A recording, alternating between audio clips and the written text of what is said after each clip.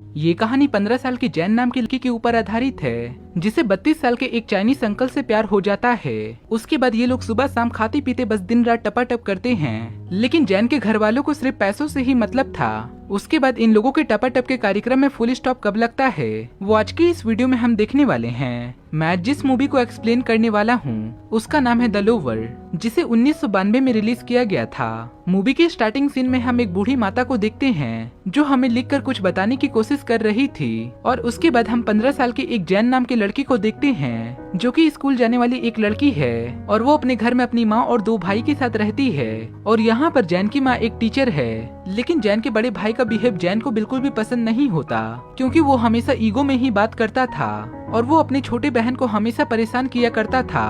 और ये बात जैन अपनी माँ को बताती है, लेकिन उसकी माँ उसके बड़े भाई को कुछ भी नहीं बोलती। और यहाँ पर जैन अपनी स्कूल की छुट्टी होने की वजह से वो अपने घर पर आई हुई थी, और स्कूल की छुट्टियाँ समाप्त होने के बाद वो लोग स्कूल के लिए वहाँ पर वापस जाने लगते हैं, और उसकी मॉम भी उसके साथ उसे छोड़ने के लिए जाती है। उसके बाद जैन नाव से बाहर निकलकर चीजों को सर्व कर रही थी, तभी उसी दौरान कार में बैठा एक इंसान कार से बाहर निकलकर जैन को ताड़ रहा था, जो कि काफी अमीर और मेड इन चाइनीज था। उसके बाद वो जैन के पास जाता है और उसे सिगरेट ऑफर करता है, लेकिन जैन इस पर उसे मना कर देती है और बोलती है कि मैं सिगरेट नहीं पीती। और मैं आपको बता दूं कि इस चाइनीज लड़के का नाम टोनी है, और वो जैन को बताता है कि मैं इसी गांव का रहने वाला हूँ, और अगर तुम चाहो तो मैं तुम्हारे हॉस्टल तक तुम्हें छोड़ दूंगा। जिसके बाद जैन भी उसकी बातों को मान जाती है, क्योंकि उसे भी लग्जरियस कार में बैठना था। कार में बैठने के बाद दोनों को एक दूसरे से बात करने का मन था, लेकिन उन लोगों के पास कोई भी पॉइंट नहीं था। तब जैन उस व्यक्ति को बोलती है कि मैं बस अभी 17 साल की हूँ, और उसके बाद टोनी भी अपनी एज 32 साल बताता है। उसके बाद पता नहीं उन दोनों के बीच में चरम सीमा कहां से आ जाता है, और टोनी उसके हाथ को पकड़ लेता है। परंतु जैन को भी यहाँ पर इस बात का बुरा नहीं लगता,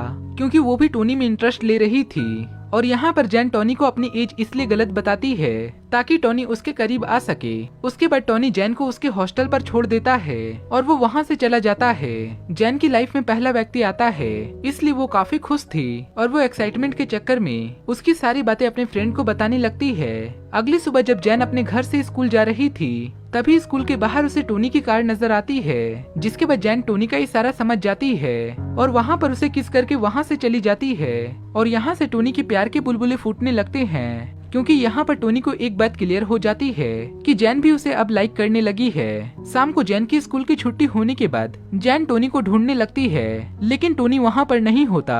अगले दिन जैन स्कूल की छुट्टी होने के बाद वो अपने फ्रेंड के साथ डांस प्रैक्टिस कर रही थी, तब उसे बाहर में टोनी की कार नजर आती है, और वो उसकी कार में बैठकर वहाँ से चली जाती है। और उसके बाद टोनी उसे जन्नत की सैर करवाने के लिए एक प्राइवेट रूम पर लेकर जाता है, और वो जैन से कहता है कि ये तुम्हारे जैसे पढ़ने वाले बच्चों के लिए एक लॉज है। पर वहाँ की चीजों को देखकर जैन को ये बात अच्छे से समझ में आ जाता है कि ये टपाटप करने वाला रूम है, जहाँ पर सिर्फ आवाजें ही निकलती है। और टोनी जेन की एज को लेकर काफी ज्यादा कंफ्यूज रहता है, क्योंकि जेन उस मेड इन चाइनीज व्यक्ति की एज से काफी ज्यादा कम थी। जिसके बाद टोनी जैन को अपने घर पर जाने के लिए कहता है। तब जैन उससे कहती है कि मुझे पता है कि तुम मेरे साथ क्या करना चाहते हो, और मैं भी चाहती हूँ कि तुम मेरे साथ टपाटप करो। ये सुनने के बाद भाई साहब टोनी को तो जैसे ड्राइविंग लाइसेंस ही मिल गया हो, कभी बैठ के तो कभी लेट के, कभी आगे से तो कभी पीछे से, कभी ऑडी तो कभी BMW, और वो पूरे दिन ही लगातार ऐसा ही करते हैं जैसे कि उनके गाड़ी का ब्रेक फेल हो गया हो।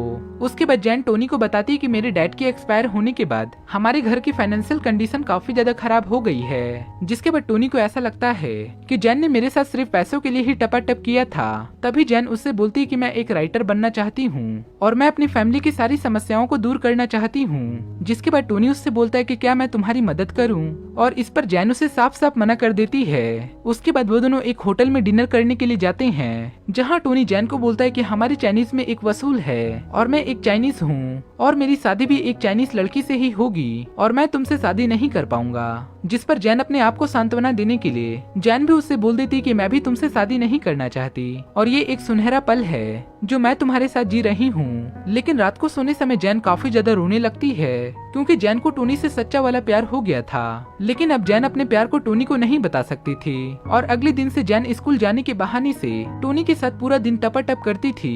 एक दिन जैन की मॉम उसे टोनी की कार से आते हुए देख लेती है, और घर पहुँचने के बाद जैन को उसे एक लेटर दिखाती है, जो कि जैन की स्कूल कंप्लेन थी, क्योंकि वो काफी दिनों से स्कूल नहीं जा रही थी। और उस लेटर में लिखा हुआ था कि जैन काफी दिनों से स्कूल नहीं आ रही है। जिसके बाद जैन की मॉम उससे काफी ज्यादा गुस्सा होती है और वो उससे पूछती है कि तुम इतने दिनों से कहाँ थी। जिस पर वो अपनी मॉम को बताती है कि मेरा एक दोस्त है और वो एक बहुत ही ज्यादा अमीर व्यक्ति है। और ये सुनने के बाद उसके घर वाले भी उसे कुछ भी नहीं बोलते। और यहाँ पर हम लोगों को पता चलता है कि जैन के घर वाले काफी लालची हैं। अगले दिन जैन अपने फैमिली को टोनी से मिलवाने के लिए ले जाती है, जहाँ टोनी भी उसके फैमिली से बात करता है। परंतु यहाँ पर उसकी फैमिली को टोनी की बातों से घंटा भी फर्क नहीं पड़ता और सारे लोग खाने के पीछे पड़े हुए थे, क्योंकि उन लोगों को सिर्फ टोनी का खाना पीना और हराम पचाना था। लेकिन टोनी इन लोगों के हरकतों को देखकर इनके इरादों के बारे में समझ जाता है और वो इन लोगों को कुछ पैसे दे देता है। अब जैन के घर वालों को टोनी से कोई भी प्रॉब्लम नहीं थी। अब यहाँ पर टोनी जैन के साथ दबाकर टपाटप करता है और उसके बाद जैन एक दिन टोनी से कहती है कि मेरी मॉम को कुछ पैसों की जरूरत है और वो पैसों के लिए उसे मना नहीं करता,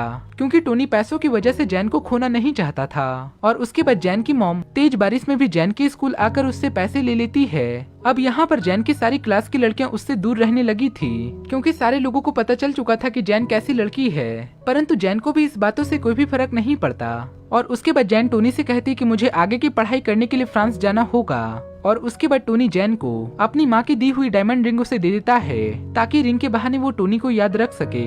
उसके बाद टोनी अपने फादर के पास जाकर के जैन के बारे में सारा कुछ बता देता है और बोलता है कि मैं उससे बहुत प्यार करता हूँ और मुझे उसी से शादी करनी है। परंतु यहाँ पर उसके फादर उसे साफ साफ मना कर देते हैं। उसके बाद टोनी अपने फादर की सारी बातों को जैन को बताता है और उससे कहता है कि हम दोनों भागकर शादी कर लेंगे। लेकिन जैन उस व्यक्ति को साफ साफ मना कर देती है, क्योंकि जैन को ऐसा लगता था कि अगर हम दोनों भागकर शादी करें तो उसके फादर उसे जायदाद से बेदखल कर देंगे। उसके बाद जैन के घर आने के बाद उसकी मॉम उसके हाथ में डायमंड रिंग देखती है और उससे कहती कि एक अलमुही तुमने ये कहाँ से लाई, और तभी वो उससे डायमंड रिंग ले लेती है। अगले दिन जैन का अकड़ू भाई किसी काम से बाहर जा रहा था, जिसे देखकर ये दोनों भाई बहन काफी खुश होते हैं, क्योंकि इसका बड़ा भाई बहुत ही चूतिया था, जो कि इन लोगों को काफी ज्यादा परेशान किया करता था। उसके बाद जैन टोनी से मिलने के लिए जाती है, जो कि काफी ज्यादा परेशान था, क्योंकि कुछ दिनों के बाद उसकी शादी होने वाली थी। जिस पर जैन उससे कहती कि तुम्हारी जब तक शादी नहीं हो जाती तब तक मैं तुमसे मिलती रहूंगी और मैं ही तुम्हें दूंगी। लेकिन यहाँ पर टोनी फिर भी रोता रहता है। अब यहाँ पर जैन अपने आगे की पढ़ाई करने के लिए फ्रांस जाने के लिए पूरी तरह से तैयार थी। जिसके बाद जैन की मॉम उससे कहती है कि हमें फ्रांस जाने के लिए हमारी पूरी मदद टोनी ने करी है। जिसके बाद जैन टोनी से मुलाकात करने के लिए जाती है और पूरे दिन वेट करने के बाद भी टोनी उसके घर पर नहीं आता और फ्रांस जाते समय उसे टोनी की कार नजर आती है। जिसके बाद उसे ऐसा लगता है कि टोनी उससे मिलने के लिए आया है, लेकिन टोनी भी वहाँ पर नहीं आता और फिर जैन काफी ज्यादा रोने लगती है। अब यहाँ पर हम आपको बताते हैं कि जो स्टार्टिंग में आपने बूढ़ी माँ को देखा था, जो लिखकर कुछ हमें बताने की कोशिश कर रही थी, वो असल में जेनी ही थी और ये सारी कहानी को लिखकर वो हमें बता रही थी। तब उसी दौरान उसे टोनी का कॉल आता है और वो उससे कहता है कि मैं शादी के बाद भी तुमसे ही प्यार करता हूँ और मरते दम तक मैं सिर्फ तुमसे ही प्यार करता रहूंगा। और जितना कुछ भी आपने इस वीडियो में देखा वो जैन नाम की एक बूढ़ी औरत ही कर रही थी, जिसने अपनी कहानी को बताया और ये मूवी यहीं पर समाप्त हो जाती है। आई होप कि ये हमारी वीडियो आपको जरूर पसंद आई होगी। वीडियो पसंद आया हो तो वीडियो को एक लाइक करें और आगे भी हमारे साथ बने रहने के लिए चैनल को सब्सक्राइब करें और नीचे दिए गए बेल आइकन को जरूर दबा दें, ताकि आने वाली वीडियो की नोटिफिकेशन आपको हमेशा मिलती रहे। फिर मिलेंगे ऐसे ही अगले इंटरेस्टिंग वीडियो को लेकर, तब तक के लिए बाय बाय।